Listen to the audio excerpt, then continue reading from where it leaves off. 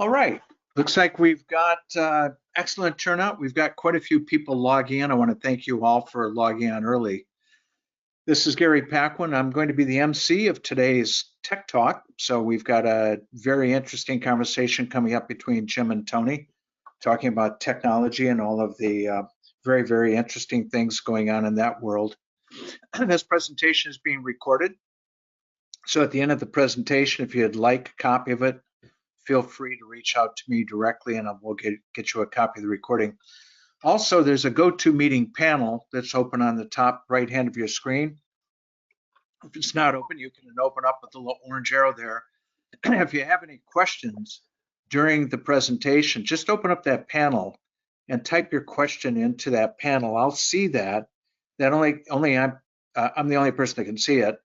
The question will come to me, and then we'll feed those to Jim and Tony as we go through this afternoon's presentation. So once again, if you think of a question you'd like to ask, open up the panel, type it in. We'll get to as many of the questions as we can. So let's go ahead and get started. Again, this is Gary Paquin, one of the co-founders of iRemedy Healthcare, here with my brother Tony, who is our CEO, and Jim Harding, our CTO. We have a very interesting conversation this afternoon regarding technology and a lot of very interesting things happening in that world. But before we get started, I'd like to introduce you to today's, let me make sure I can show my screen there, to today's presenters. And we have, as I mentioned, my brother Tony Paquin, who's our CEO. He's a noted healthcare consultant, has consulted with a couple of hundred hospitals, authored one book, and actually another book coming out this summer. It's going to be very interesting. Tony is the founder and CEO of Agency One, an insurance software company that we sold to CNA, and then grew that to be the largest software company in the insurance industry. After that, Tony was the founder and CEO of MetaNex, a healthcare technology company, and we did an IPO on the NASDAQ. Jim Harding most recently was a VP of technology at Amazon. He actually built and launched the Amazon Marketplace. Interesting stories. I'm sure we'll probably maybe hear some of those today in our tech talk. Prior to that, Jim launched two technology companies, sold them both to Amazon. That's how he got to know Bezos pretty well. He was the founder of Serverware, right out of college up in Seattle with a couple of his colleagues. They wrote the original software that became Microsoft as Microsoft purchased them, and Jim also has a patent on a database technology with Paul Allen. And Jim and Tony both have quite a few patents we're going to talk about this afternoon. And also Jim was the founder and CTO of Multiscale Health Networks, which is where Tony and I met Jim.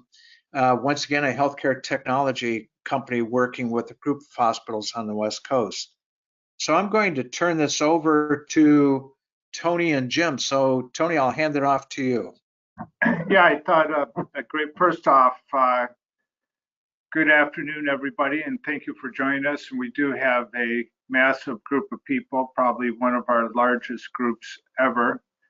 This webinar, like all of our webinars, is recorded. So if you want to get a copy of it as a reference later, just contact us and we'll send you a link to it. It's also going out live on LinkedIn, Yahoo, and other places.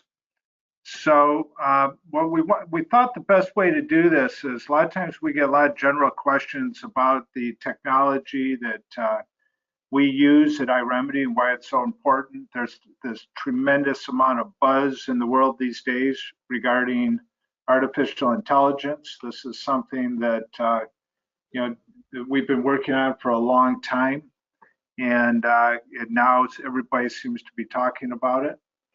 So what we thought is it'd be a good idea to have just a dialogue about that technology and how it applies to iRemedy. And one way to approach the conversation is to think about the problems that we had to solve. There was a time many years ago, Jim and I were friends, and Jim was running another company at Providence Healthcare, and he was in a very unique position because he understood healthcare and he was a leader in the tech world. That's kind of a rare combination. Those two things don't normally go together. We had come up with this idea of, gee, medical supplies are a mess. The distribution system isn't working very well. It just began conversations with Jim on that problem and how we'd go about solving it. Jim ultimately, joined full-time, became our CTO and our founding partner at iRemedy to help us solve those problems. In the end, the way to look at this is there were really four major problems that we had to solve. One is that there is ongoing and oftentimes severe life-threatening shortages in the medical supply chain. Now, we all experienced this in the pandemic, but really it's been an ongoing common problem for the last several decades. I mean, it's just a normal thing. The FDA maintains a list of drug shortages, for example. This is largely caused by globalization. The supply chain has gone overseas. Things are not manufactured domestically, and it makes us highly dependent upon a very complex logistical supply chain that is global. Additionally, there's this legacy distribution system that also adds to that shortage problem. The second thing is there's just a very complex pricing condition in the medical supply world. And it's one of these things that if you're a doctor or a physician, you're in a hospital, a surgery center, or others, you're familiar with this. There's something called GPOs, group purchase organizations. And the simple way that I often say it is if you put 1,000 doctors in a room and you ask them what they pay for a particular item, there's a chance that you could get hundreds, even 1,000 different prices for that one item. And it's just because of this really complex contract-driven pricing system. That makes supply chain distribution very difficult. The other is that they're just paying high prices, and it's really creating, I said affordable, I mean, it's obstructing us having an affordable healthcare system. And that's caused by layers and layers of high distribution costs. So you have manufacturers, and you have import, you have export, you have distributors, and you have dealers, and you have GPOs. You have all these various organizations that are all taking a bite out of the apple. And the result is very expensive medical supply. Finally, you have a massive catalog with millions of data points. I mean, conservatively, like in our environment right now, we have over 500,000 products, but every product could have dozens or hundreds or thousands of prices in all these unique circumstances based on where the doctor is, where the hospital is, how much volume they're doing, and thousands of other factors. So you really just end up with this highly complex, highly compounded problem of data management inside of catalogs. So I remember about 5 years ago, Jim and I were discussing this, and Jim said to me, well, yeah, he said, catalog management, that's the whole problem. And of course, he came out of Amazon where he had built a catalog that he could talk about better than me, but had, 100 million kind of items in it. So in the end, it just created the need for a smart catalog and the need for automated operations. And that's the summary of some of the problems that we had to solve inside of healthcare. We'll get into the conversation now in terms of the technology. Before I do that, Jim, I don't know if there's anything you want to add to the problem side of the conversation. Well, yeah, things have changed quite a bit over the years, but it seems like the technology is still the same stuff that happened in marketplaces at Amazon back in the early 2000s. And the way that we go about building catalogs is completely different than it was then. So we had to come up with ways where we could automate that and not have dependencies on suppliers to get the information we need to get to our customers. So we'll talk a little bit about that, but the playing field's changed quite a bit over the last couple decades. Yep. Okay, why don't you flip forward a screen? This is just a list. This is more for people who ultimately download the presentation. If anybody ever wanted to go look at the patents. So what we did is Jim and I came up with a bunch of ideas, and then Jim and his engineering team turned those ideas into patents, and then ultimately iRemedy is using some of those patents to develop intellectual property. Those patents, as you can see, have all been filed, some have been issued. But if you ever wanted to go research them and read them, we won't take the time to do that today, but the references would be here if somebody wanted to simply go look up a patent number. We're going to talk about 3 or 4 particularly that relate to iRemedy and the problems that we're trying to solve. And Jim, I think it would be very helpful if you took some time just to explain the broader concepts of what we refer to it as Grocket technology, just broadly speaking, is designed to, the problems that it's designed to solve, and why is it important to the marketplace today? Yeah, maybe I might touch on some of these patents, leave that up there, but the main problem is if you want to scale into healthcare and build large catalogs and support massive amount of transactions between suppliers and manufacturers and buyers and other entities in between, you have to build a scale, and you have to automate this stuff. Problem with the web is it wasn't built to be automated. So Tim Berners-Lee in 1999, 8 years after he launched the web, he said, well, I kind of made a mistake because machines can't interpret web pages. They don't understand them, only humans can. I didn't make it, we need machines talking to machines, but this protocol doesn't really support that. And there should be agents that we've been talking about for decades, he said, that eventually can work on the web, but we haven't built those yet. So those 3 things we actually built. So automated discovery and understanding of web pages. For example, a product catalog, we need to be able to understand that and build those really quickly. So the ontology builder is a patent that we filed that says, hey, start with a known catalog and then add new catalogs to it as you see new websites or have access to them. And the artificial intelligence in there basically curates the semantics of that ontology of the catalog and makes it better and better and better. So the more products we look at effectively, the smarter our catalog is. So that's one of the things we did. So part of the extracting and understanding content on the web that Tim Berners-Lee, the inventor, we've solved that. Now, a lot of people try to solve that with what, one of the projects that Tim Berners-Lee did was the semantic web. A good idea, didn't work. No one's really using it anymore, but he realized that was a problem. So we've actually solved that and done patents around that. One of the problems with dealing with the web is that you want to treat the internet and the web as a database, but it's not. You have websites that go down, up, or in the middle of being updated and so forth.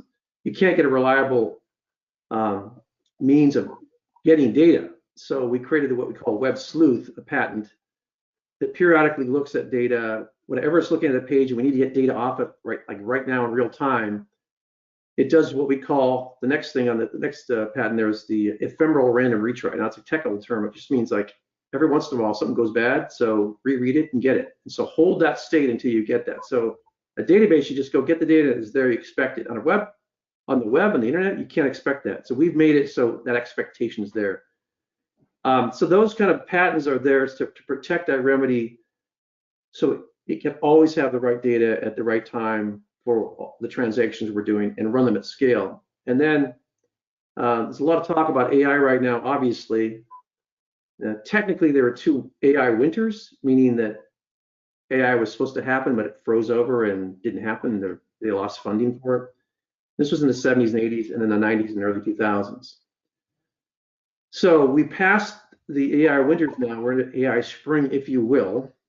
And since 2011, with all the machine learning that's been going on by Facebook and Google and Microsoft and Amazon and the Chinese and so forth, a lot of progress has been made on machine learning, right? So that's looking at a lot of data, picking up patterns, and then making decisions off those patterns. That's what I call black box AI. And so now the whole GPT craze right now that's happening is it's very powerfully being demonstrated to say, we have billions of documents, we can make really good search requests now and give you generate prose, generate code, all these kinds of things. But it only goes so far, and we anticipated that. ChatGPT, OpenAI, they kind of got lucky about 3 years ago with this transformer algorithm. Technically, that's what it is. It creates this generative pre-training system that gives us the AI that we're used to right now. So forget that for a second. That's happening. That's not what we're talking about here. The next generation of AI is actually the old generation of AI that Tim Berners-Lee was talking about. These agents. So it's agent-based AI. It's white box AI, meaning you know what it's doing. It's telling you what it's doing and how it made decisions. So to get into healthcare, to scale up large catalogs, to scale up against with lots of manufacturers, distributors, GPOs, buyers, we had to build an agent-based AI system. And iRemedy is pretty much completely automated in terms of its back office. So we have an order workflow engine that takes orders that come in from our commerce engine, from buyers, and it figures out what stuff it needs to buy from the suppliers. It automatically does that. It's all done over the web with automation. When email invoices come back in, it gets those, understands what those are. If there are price discrepancies, it lets finance know about that. If things have to be back ordered, it puts them on back order. It lets you know after a certain amount of time it's been on back order for a certain amount of time. It integrates directly with humans, people in customer service. If it sees some addresses, it can't, like say a manufacturer won't take the order because the address is messed up. Well, AI can't solve that. AI can't solve every address issue. So it says, hey, we got this problem, puts it into Slack. One of the customer service people in Slack sees that, gets it, and then starts talking to the AI system and says, oh, this is what the address you should use. Okay, thank you very much, I'll do it. The point is, to run at scale, to be efficient, to have a smaller company affecting a large base of customers, we had to automate everything. So that's where you see all these patents. And yeah. Let me jump in and kind of talk about that a little bit. But Jim has used the term para-intelligence, and Jim, I'll let you kind of explain that a little bit, but it's the idea of these agents that we've developed that work alongside our humans, and it allows what Jim described to occur, which is us to have tremendous scale, because the agents are learning from the humans and can go replicate that behavior. And it, in our world, in this immensely complex healthcare world, you take a surgery center and they've got whatever the number might be, 10,000 products, but they have 10,000 unique prices that are assigned to that one location. If they have 100 locations, then they have 100 locations times 10,000 prices. So that one company might have 1 million prices that they're trying to maintain. It would take a lot of humans to do that, which is why it doesn't occur in the analog human world by our legacy competitors. But our agents can do that automatically. And Jim, you could describe a little bit of that point of your taking these these components of the Grocket technology and creating this sort of para worker, this digital doppelganger we sometimes call it. Yeah, so the idea of para-intelligence is that you put machines and people working together, and it's not black box AI where you're just asking it questions and just answering. Para-intelligence means you have an agent or an actor on a network at iRemedy talking to a buyer that's using our e-commerce site and talking to a customer service person to resolve some problem between the two, right? So there's lots of chatbots out there. We're all familiar with those. And they're based on, some kind of old architecture of doing chats and kind of picking up basic questions. But the kind of agents we're talking about here are agents that actually do work. So they run workflows, they receive emails and determine what to do with those emails that come in from suppliers. They reconcile price differences with finance, and in that case, it will actually talk to someone in finance to say, is this a problem that you're aware of? What do we want to do about that? Or a customer service person. So wherever there's something that a human should do, it'll know that a human should do that. Wherever it's better to automate and run an agent to do that, we do that. So you got to split up your workforce of humans and machines And humans do the things that humans do well, and machines then automate what they do well. And when you do automation correctly, it's more efficient and higher quality than what people do. But at the same time, each person working at iRemedy, will eventually have multiple agents that they work with, and each of the customers that we work with will have multiple agents they work with, and it's on a big network of para-intelligence where when you're working with iRemedy, you're getting the best, service, because it's either a machine doing automation or it's a person that's actually answering those questions and dealing with the problem you have at hand. When you go back to your days at Amazon, in some ways you built that catalog using people. I think it's fair to say, because they were resellers, right? I mean, isn't ultimately your reseller marketplace is how you solved your catalog problem in Amazon? But in our world, like, we couldn't use that approach, right? Well, there are two problems back then that we had to solve. One is, well, three problems. One is people didn't have websites back then so much, direct resellers. Two is that they had to use an API that they'd have to go upload data to our catalog. And three is you had to have a person doing it. All right. So what we've done is said, well, there's websites everywhere. We don't use APIs because if you have APIs, you have to depend on that. And then we don't use people because people are expensive. So the catalog building process, even though people, computer scientists built the machines to go do that, it's all automated except for, exception cases. Like, what is this product? This doesn't fit anywhere. So someone at iRemedy would look at that. We have a tool that says, okay, the machine couldn't figure out where it should go put it there. So people do categorize things, and then the system learns from that, like where it went, how many products of that type or that are in the same category, and it gets smarter over time. So the more humans that end up tagging information in the system, the smarter the catalog gets. Yeah, the thing is, we talk about how smart the catalog gets, and then how the agents are really taking over operations. And that's essentially what the big thing that's happening at iRemedy right now. So in the chat GPT world, it's all about language, right? It's text, and it's phenomenal, and you can get your master's thesis written by chat GPT. Pretty interesting stuff. But in the case of iRemedy, it's these agents that are actually doing things. I guess, my question relating to that is, what is this? Talk a little bit about the scale ability. How many agents might iRemedy or some other user of our underlying technology, Grocket type technology, but what is the scale potential? How many agents might iRemedy have someday? In other words, by that we mean digital agents, not human agents. Yeah.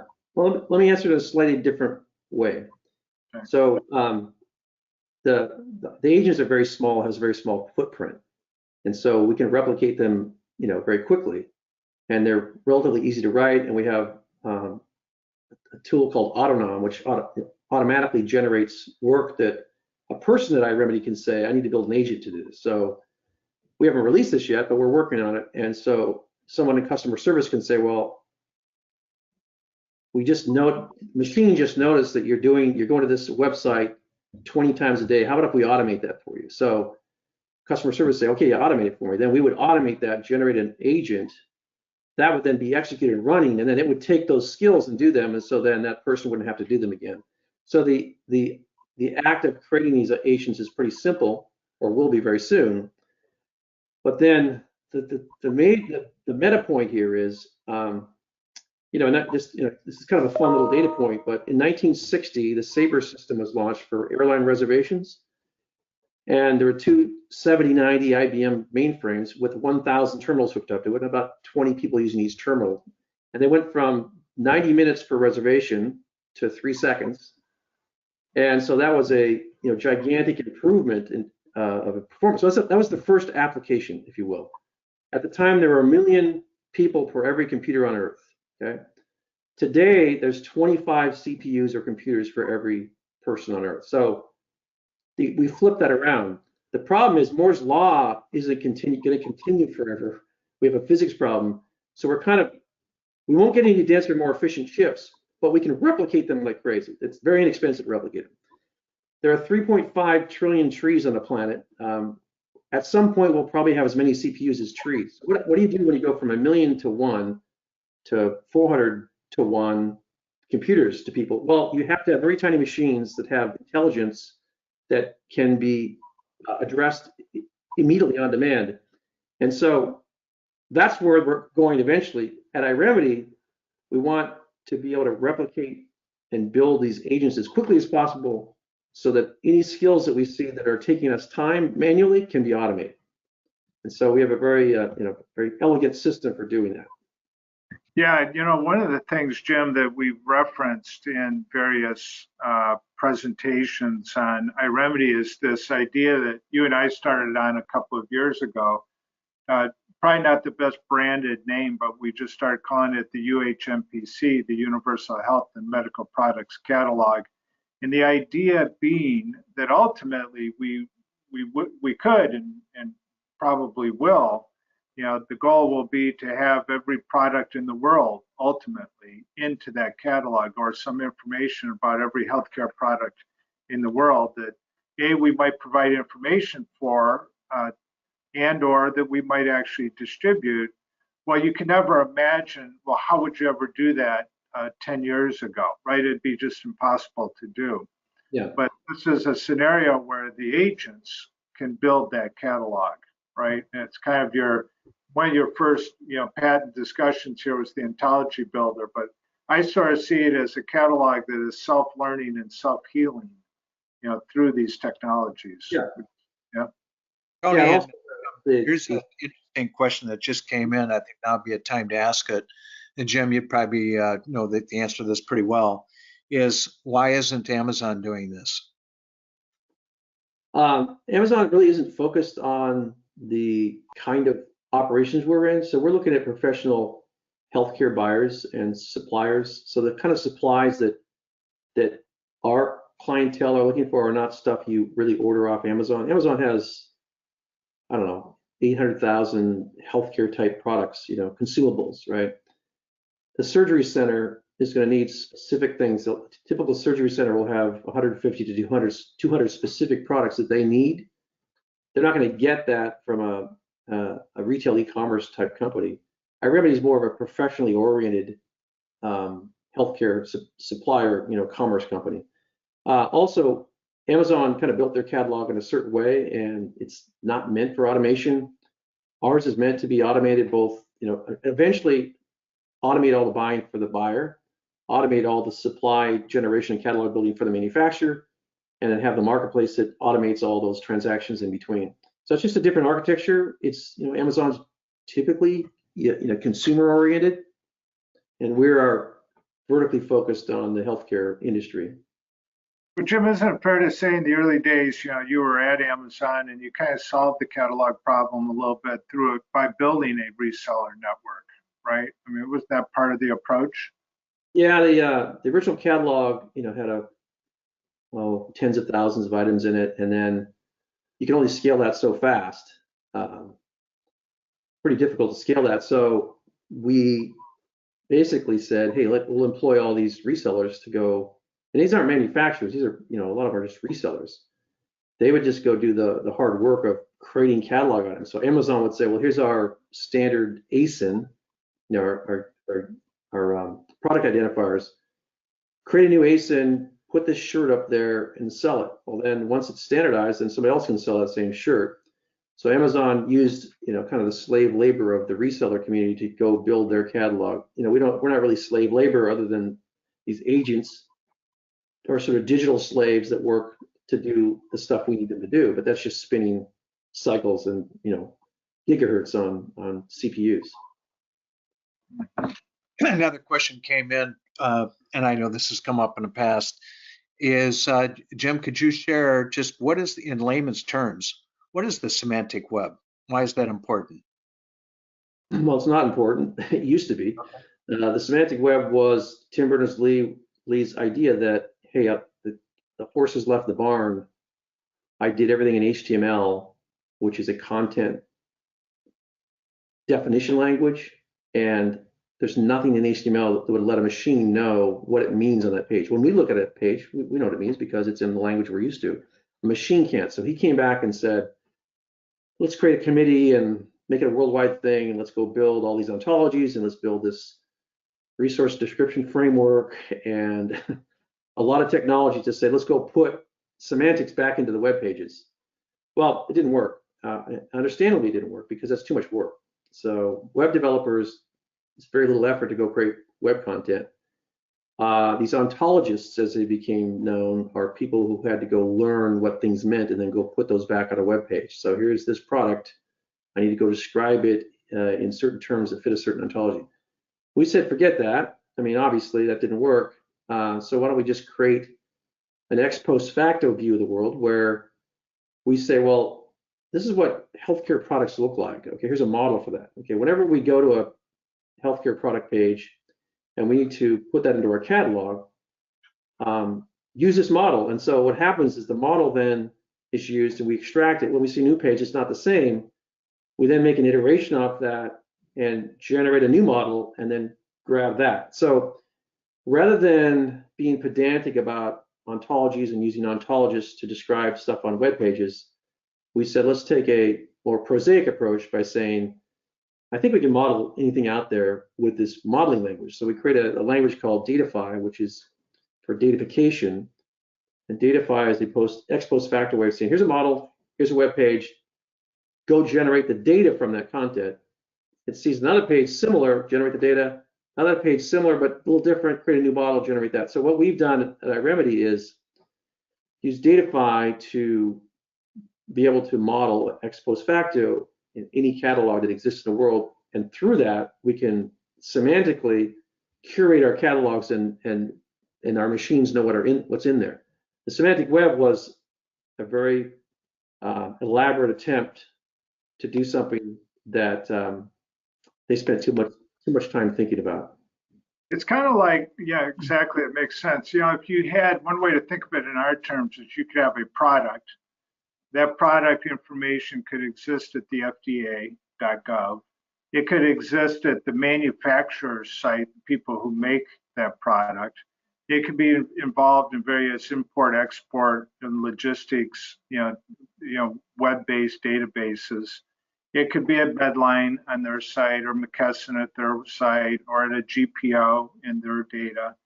And if there was a semantic web that had been engineered 30 years ago successfully, but it failed, but if there had been, then all those different places could talk to each other and exchange data, but also to interact and actually do things with each other. Well, that failed. Now, human, because we're humans, the one thing that every one of those sites have in common is they were designed for humans to be able to interact with. Humans are almost like the common denominator of all websites. And so we can go to the FDA.gov, we could go to that manufacturer's site, and particularly if it's in English, and we could go to distributors and so forth, and we can interpret that computer screen, and then we can interact with it. So the data was there. What Jim and his team did was create this AI-based learning system, and really even just fully proprietary technology that will do that learning automatically, and therefore then create, first was that datafication. That was our first step, was so that we could have a smart catalog. We could learn and improve our data constantly and ongoing, and we're still doing that, to Jim's point. The second, once they did that, the other aha moment that came along is Jim said, well, gee, not only can we understand it, we can actually do things. And that really, interestingly, was one of these almost unintended consequences at iRemedy, where all of a sudden we would just start deploying these agents that could actually do work, if you will. Now, again, another sort of unintended consequence or coincidence was somehow we ended up in this human resource shortage. At least I hadn't been anticipating that 5 years ago. But we have this worker problem, and Jim talks about it in interesting terms, and that's what he's referring to is when there's all these computers and all this functionality and all this information, but there's not enough people to keep up with it. And this is where the digital agents can come in and help sort it out. We went through this thing called the information age One time Jim and I were discussing, it's a little bit more the over information age, right? There's just so much there that we can't contend with it. And the digital agents in this rocket powered technology give us the scale to try and manage that data and the activities. Tony, and this is a good question I want to answer because this is right on topic. Do the patents basically protect the concept of AI agents? Question mark. Google can't replicate? Question mark. Well, that's a pretty big statement. I don't think you could protect all AI agents, for example. There's 13 patents that protect very specific things. And, Jim, I don't know if you want to speak to maybe another way to ask that question is, what's really unique about this technology and how are people like Google or others affected by it potentially? Yeah, well, what happened was there's a thing called good old-fashioned AI, GOF AI, right? It's a term. And the way we used to think about AI back in the 60s, 70s, 80s, 90s was by embedding logic, inferences, and decision-making and goals and planning into logical languages to do that. Now, because of the AI winters, and they never made the promise that they foretold, when machine learning just sort of happened to work really well, and data got cheaper, and CPUs got cheaper, and algorithms were able to demonstrate some of these old ideas from neural networks, they left the old idea of good old-fashioned AI behind, and that is the whole idea of agents, where you're programming agents to do certain things. And so, Google, Microsoft, Amazon, they're not really in that space. You'll see some things with that, Microsoft, you'll see things in the research and so forth. But I did my research, and there has never been an agent programming language designed for goal and planning that handled events in real time, conditions, and doing task management. Never. No, not a single language has ever done that. And the closest to that was an idea in 1973 by one of the fathers of AI, and he had a language called Planner. It never went anywhere because it's just an academic thing. Well, those ideas are very good. It was Carl Hewitt. He's a founder of computer science, if you will. We looked at those things and said, well, in this new age we're in, the 2020s, shouldn't all that stuff now work? Kind of like neural networking all of a sudden sort of work at scale? Well, it does, and it will.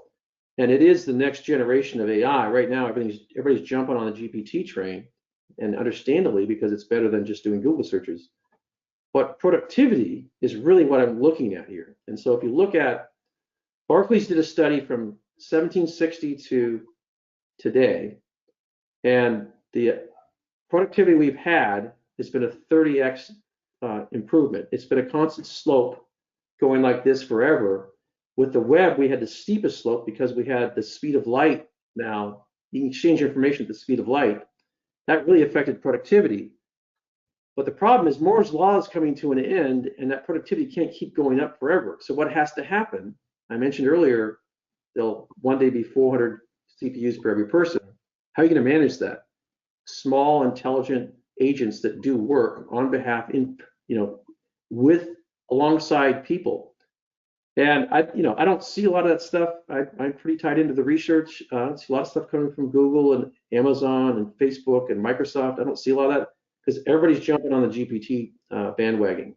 And a lot of agents are working kind of with GPT, but not in the same way. So yeah, I'm sure Google and Microsoft, they all have projects doing that, but we focus on this and sort of filed patents to protect us because we said, this is something that someone hasn't really thought about in a long time.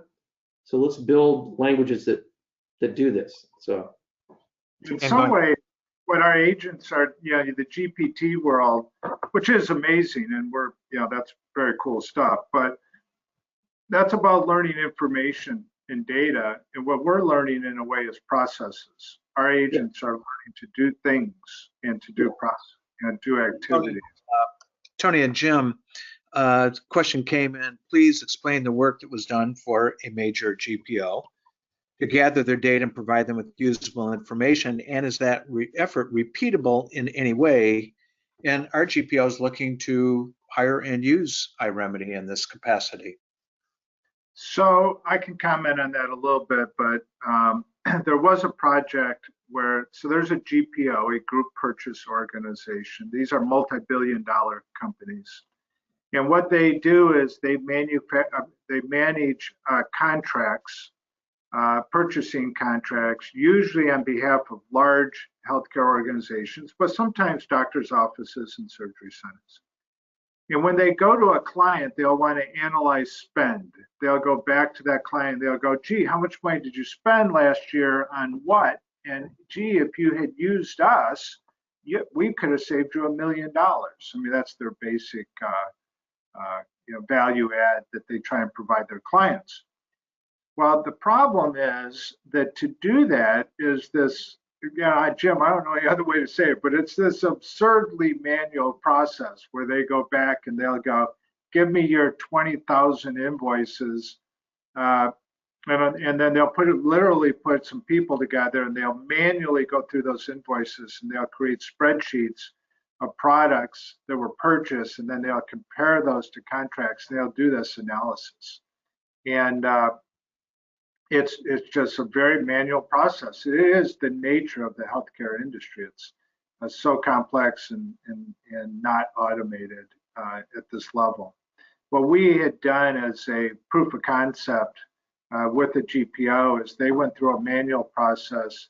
We turned around and ran our agents on that in a matter of a couple of days. So we did in a few days what took them several months, and our outcome was more efficient, was more accurate and more productive than theirs. So it's an example of, really Jim just kind of commented on it, but it's operating at the speed of light rather than the speed of human manual labor. And I think, first off, yes, they're very interested in trying to figure out how to take advantage of that technology. But this is one of the unexpected consequences of our technology. We thought that we would disrupt these very major players in the industry, big distributors, big GPO companies. Now what we're finding is they're actually some of the organizations that are most interested in our core systems. We haven't really yet, negotiated those relations. We have relationships with these companies, but we haven't really licensed this technology out to them yet. But it is foreseeable that at some point in the years to come, that will take place. Yeah, technologically, a stark contrast with some other industries in healthcare, like GPOs, they probably have their own law like Moore's law. I think they triple the number of spreadsheets every 2 years.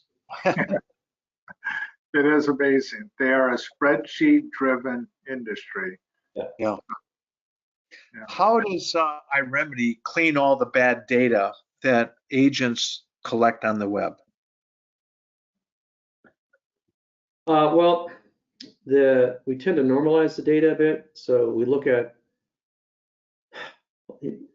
consider the number of attributes and terms that are used to describe a product. We look at that, we normalize that, we say, well, this word means this, that word means that. And so the more products that we look at, the cleaner the catalog gets, right? So if you take, one of the largest catalogs out there, like a large distributor, ours is going to be better because it has all that, and then the next distributor and these manufacturers and those manufacturers, we've normalized that and tightened it up. And so just the fact that we do that kind of filtering makes it better. There are outliers of products that really don't fit in a certain category and so forth. So then, obviously people go and look at that, and we have a tool that's, kind of a para-intelligence tool that says, okay, well, here's this, product information management tool. Go make the adjustments, tag them, and put them back in. So, keep in mind that machines are not intelligent, no matter what, people are saying out there. Machines are good at looking at patterns and then repeating those patterns and matching those to semantics. But some semantics aren't matchable. So humans just say, well, this is one of these things, right? They tag it, they put it in there, and they say these other things are also this. And that's how all of machine learning works. I mean, when we first started doing image detection at Google and Microsoft and China and Facebook, that got really good back in the early 2010s because you have thousands of people tagging images. Well, iRemedy is no different. When we get product catalogs in and we look at them, we say, well, we got to tag that something different because the machine couldn't figure out what to do. The key thing is to have a data pipeline where as data is coming in, we look at it, we categorize it. If we have a problem with it, we put it to the side, ask a person to tag that in many ways, put that back in. That just improves the intelligence of this. And that's why, you see this incredible stuff with GPT right now with artistic rendering, because they know what the names of all these images are and how to put them together. So the answer is tagging. So what a machine can understand, which it can't match, then a human tags it. Yeah, one of the ideas to touch on there is this. I mentioned it earlier. I'll let Jim expand on it, but this idea of para-intelligence, and what we talk about is, I think, unique to our approach is the humans are working alongside the agents. In our particular case at iRemedy, we use Slack as a tool to do that. The agents can Slack the people, but we could text or email or use other methods to communicate. And Jim's the team has something that we refer to as actor-to-actor transfer protocol, but it's this idea of the various actors. One might be a digital agent, the other might be a human communicating.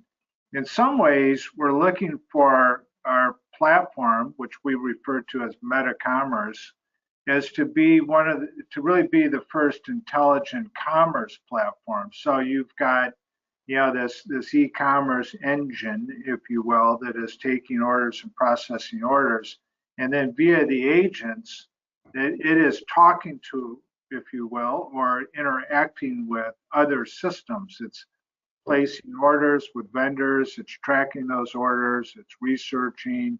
We can research a client, find out if they're a licensed professional or not. So, but it's this idea of the para-net. Jim, if you want to talk a little bit about that kind of platform idea and how it works alongside humans, it's a key, unique part of our approach. Yeah, the problem that Tim Berners-Lee said is that the machines can't talk to each other, and we don't have these intelligent agents, and we don't understand pages. So we solved all those problems. And the para-net is the machines talk to machines, and the agents are this paraflow language we use to embed intelligence that actually emulates what humans do. And what Tony's referring to is on this para-net, which is basically where actors all talk, and humans through tools also talk through Slack and so forth. The problem is when, let's say, some scenario where we've got a customer ordering something and we have a supplier that needs to be asked a question, and we have an agent that's looking at that page. We've invented a way, he mentioned this AATP, actor-to-actor television protocol.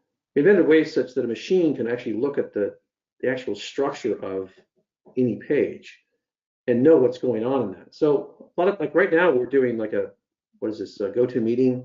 If you do Zoom or Teams or whatever, that's just screen sharing, right? There's a certain protocol for just sharing the bit maps of that screen. But what about the structure of the page on the browser that you're in? So there's a term called co-browsing. A few very small companies do it. We've taken co-browsing to the next level where machines can do co-browsing with people.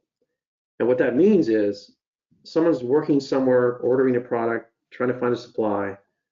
An intelligent machine or agent can be there, and it can say, well, I see what you're doing here. I think I suggest you do this versus that. Well, that's not a chat bot at a text level. That's a machine looking at the stuff you're looking at and helping you through that. And it goes both ways. So a person could ask a machine, hey, what's going on here? Or a machine can ask a person what's going on here. Or a machine can look at the quality of what's going on. All kinds of machines stacked on machines looking at what people are doing. So the para-net is a network of actors talking to actors. Actors can be people or agents. And we have the ability to look at the data and compare it and have that kind of communication. Again, back to Tim Berners-Lee, machines and machines, understanding pages and having agents that actually are intelligent. Those are the things we did. So you got to give Tim Berners-Lee the credit for obviously building the web, which was amazing, but also saying, well, here's what has to happen in the future. Unfortunately, that didn't happen, but fortunately, we're actually doing that. Yeah, the one thing I could touch on, and this isn't so much a directly iRemedy issue, but there is this idea of the para approach, humans and agents working together versus the black box approach, right? So everybody's got this fear of AI. Elon, recently said, it could be the end of civilization. There's some fairly, legitimate concerns that some people have, maybe particularly in China or other places.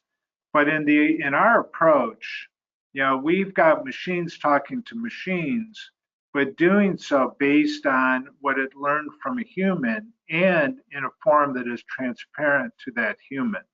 It's not a machine taking off and deciding what it's going to do with the other machine, which is when you lose control of the AI. Yeah, Tony and Jim, here's a question. I think it follows right up with this discussion and it takes it to a next level.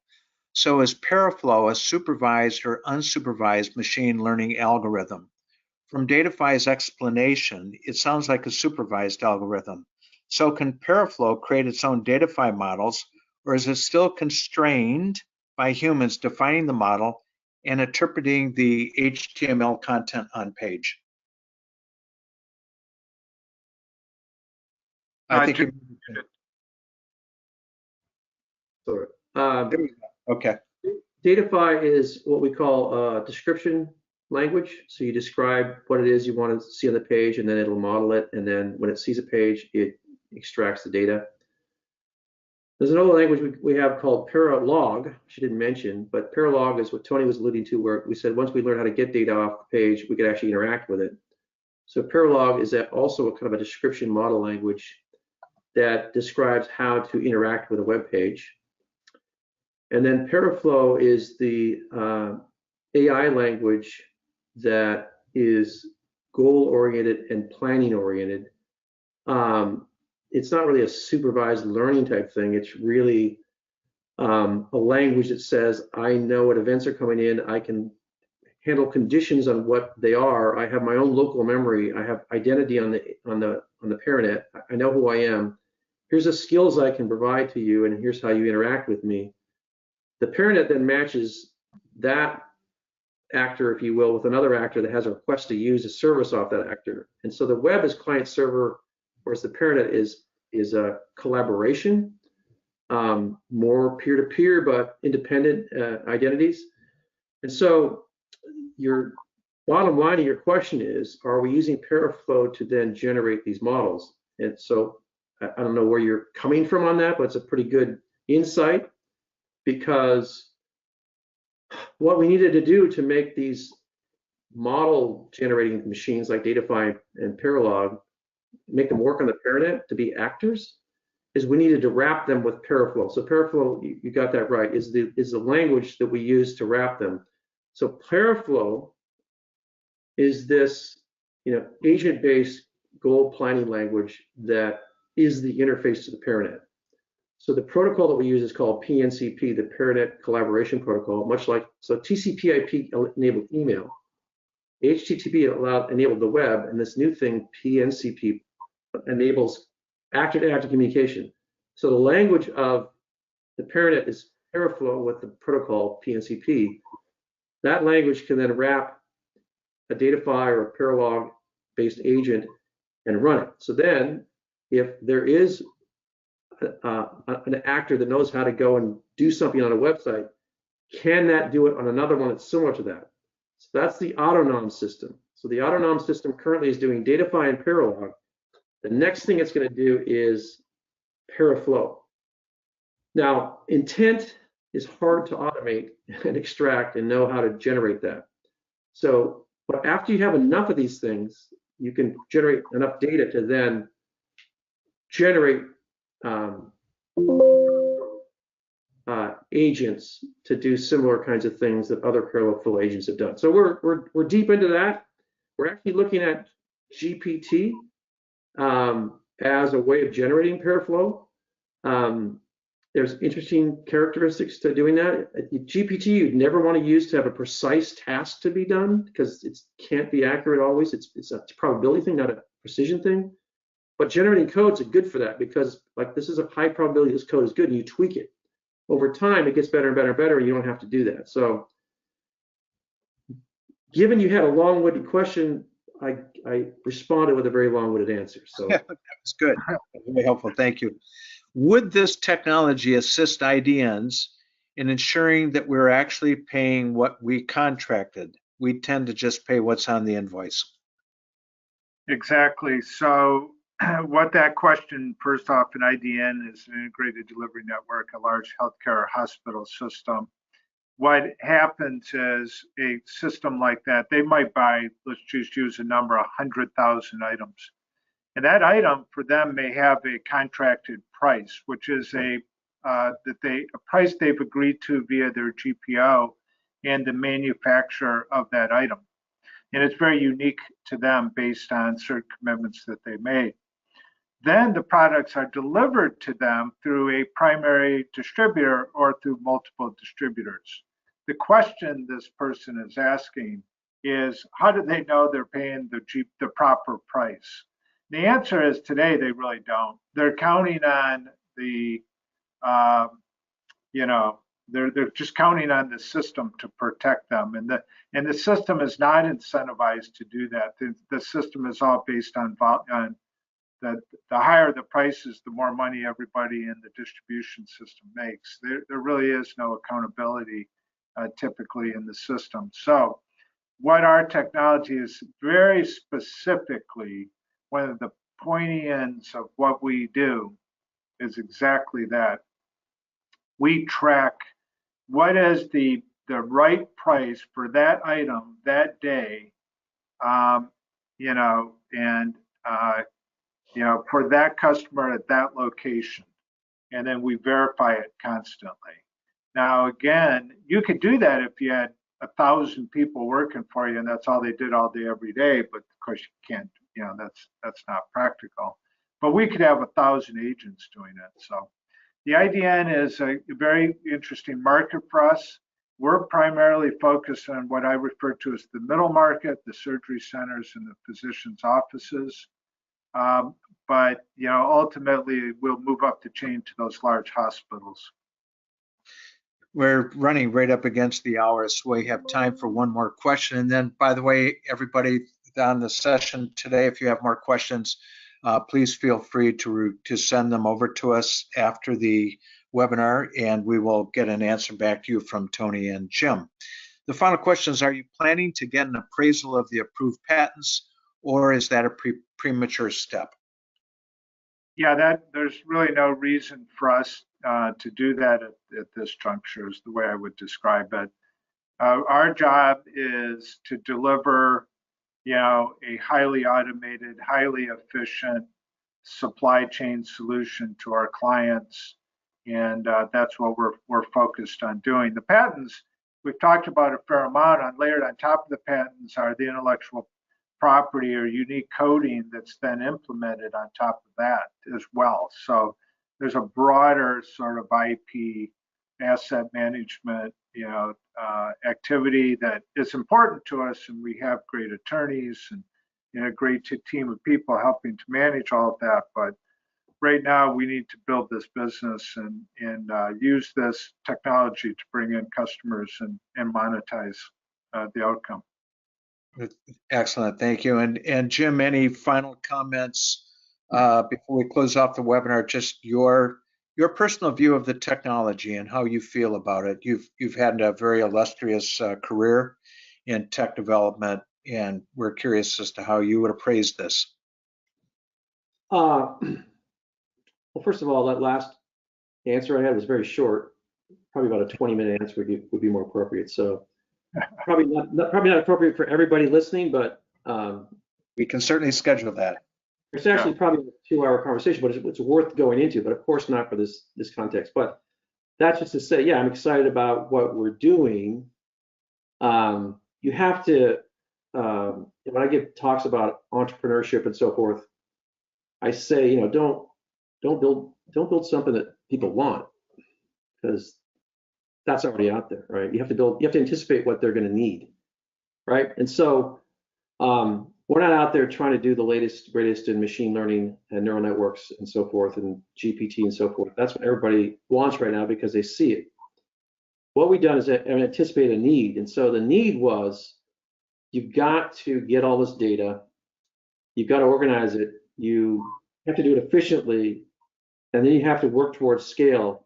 And to get to scale, you can't do that with people, and there's more machines coming all the time that people can't keep up with. So you have to build a system that actually supports this para-intelligence idea where humans are being assisted by machines. And you also have to work, I kind of work off a manifesto, if you will, probably aligns with Musk, and that is that a machine should never do something that you haven't asked it to do, or should never do something it shouldn't do.